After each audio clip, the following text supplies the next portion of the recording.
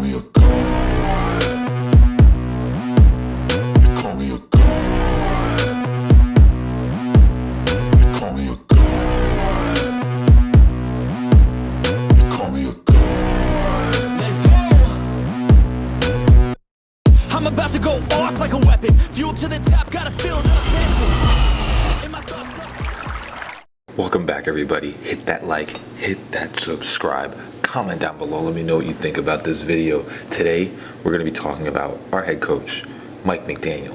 And I'm going to tell you right now, if y'all think that y'all saw anything last year, it's going to be so much better, this offense, coming into this year. You have to understand that we're going to go over a couple of things today on why I think that the offense is going to take a humongous step forward. It's not going to be it's going to be humongous. I think the way our offense played last year, I think we have added a lot of things that are going to allow us to be even more dominant coming into this season. So number one is going to be that we've added Devon Achane. I think Devon Achane and the presence that he brings to this backfield, I think one of the biggest problems that we had last year, and I think he's learned from it, is that Tua never really checked down at all. And there were plenty of games, I think, that if we had just that player that he could check it down to, changes the entire game. Because the reasoning behind that is just merely the fact that when people started getting a hold of us and started kind of figuring us, quote unquote, out, it was because they were pushing their linebackers back. And they were pushing everybody back to cover the middle of the field because that was their bread and butter. What I can tell you now is that, well, you have Devon Achane. If you push your linebackers back, you just dump it right out to Devon Achane, and he's getting 20 yards because you're busy covering Tyreek Hill and Jalen Waddle. You don't see him. So now what that brings is a different style to our offense where it doesn't have to be necessarily launching the ball every single play. It's going to be like that. I promise you it will. We already saw it in the preseason that, we're still right back where we were. But if you do that, well, then we're just throwing it short to Devon Achane or any of our playmakers out in the flat, and he's going to take it up the field too. So now what do you do? What do you do with that? Because now if you push up and get Devon Achane, well, Tyreek's blowing past you. He has perfectly molded this by getting Devon Achane to that. That's all I think we really needed. We had to get somebody that he could just check the ball down to. Tua needed someone to just allow him to just think it out, do what he needed to do, and just let somebody make a play. Sometimes I think Tua tries to make plays too much, and he just needed someone to make him a play. So Devon Achane coming in, it's going to change this offense so dynamically. That's why I keep harboring it in, is that it's going to change this offense so dynamically because you have a guy that you can just give the ball to, basically give the ball to, and he will take it up the field for like 20 yards. And he'll do it in like 2 seconds. He's so fast.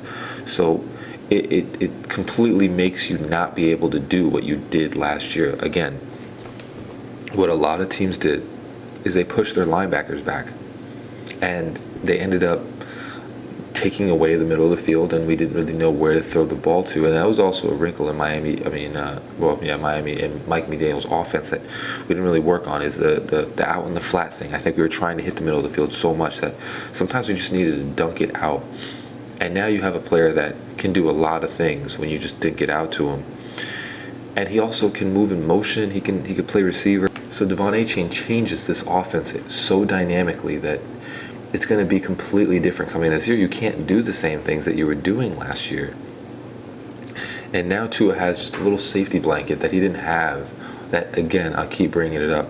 Chase Edmonds was supposed to be that little safety blanket, but Chase Edmonds, we saw he kept dropping the ball like that. We would throw it out to him in the flat, and he still would drop it.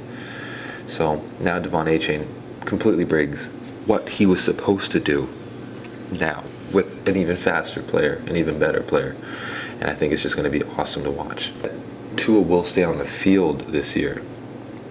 I think the only thing that really held us back a lot is that Tua just could not stay on the field.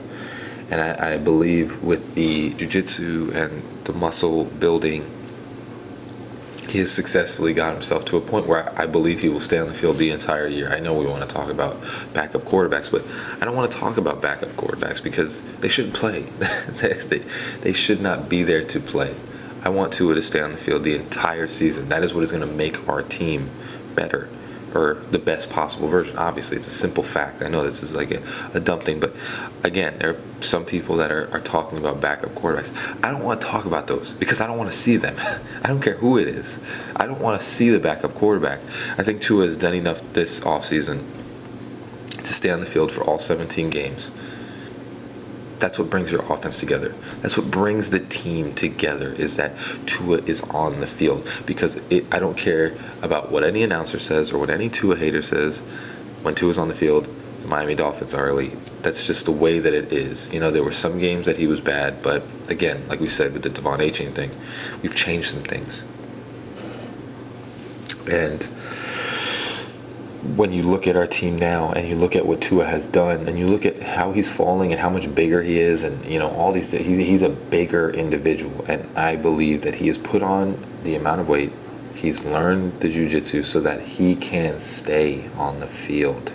And that is what I think is going to make this offense explode in year two. It's just him staying on the field because we got into a groove, out.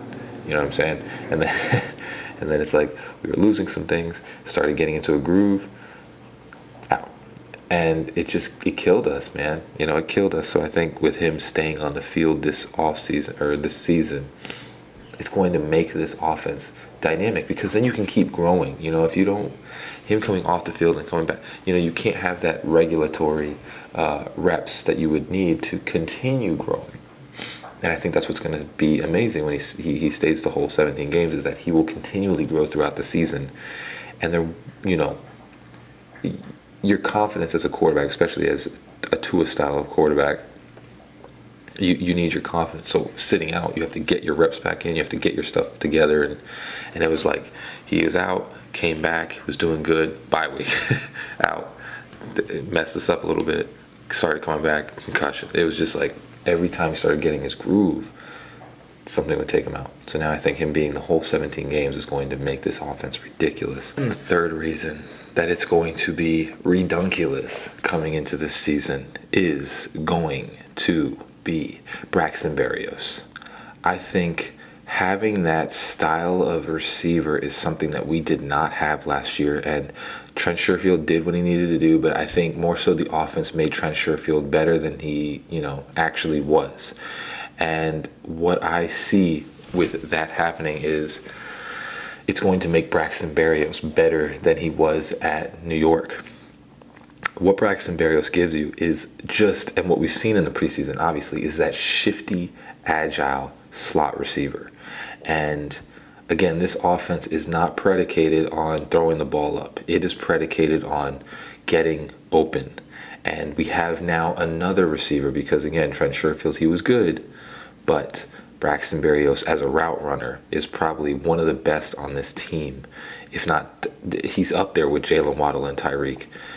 The way that he can get open and do similar Wes Welker things while Wes Welker is coaching him it's awesome to watch. And I think that is going to be one of the underlying stories as well, is coming into the season, is the Braxton Berrios type of player, where now it's not on all Tyreek Hill and Jalen Waddle, because again, Trent Sherfield was all right, but you know, he was only thrown to just because Jalen and Tyreek were covered. And I believe a lot of the time that Trent Sherfield didn't get too much separation either. So it was much more of a tight window to throw to. Whereas now with Braxton Berrios, you have a guy that is, he can make you, he can break your ankles coming out of the break.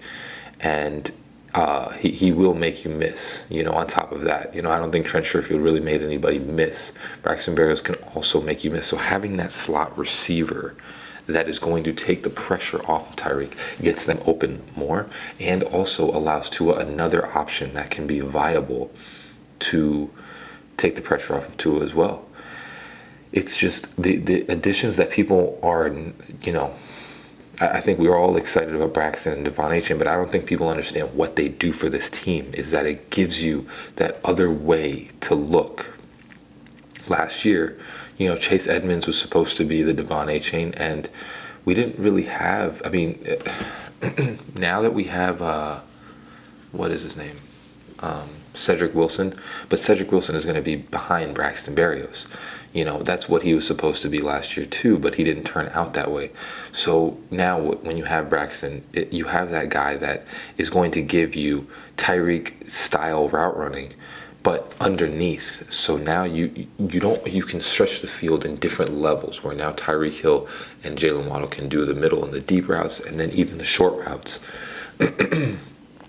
And then Braxton can do the intermediate, and then you have Devon Achane in the backfield, and it just gives you levels to the offense instead of just one area that we're trying to hit.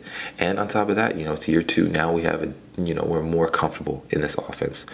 So I think it's just all these different reasons are there's more too, but the reasons that we have here are just, I think, the underlying reasons why this year it's going to be so explosive to watch. It's going to be unbelievable. We got like 7 days left till the opener. I am so excited. Comment down below. Let me know what you think about this. Let me know if there's any other reasons why you think that we would be explosive, or if you don't, whatever you want to talk about. But as always, hope you have a great rest of your day. Fins up, baby. Peace.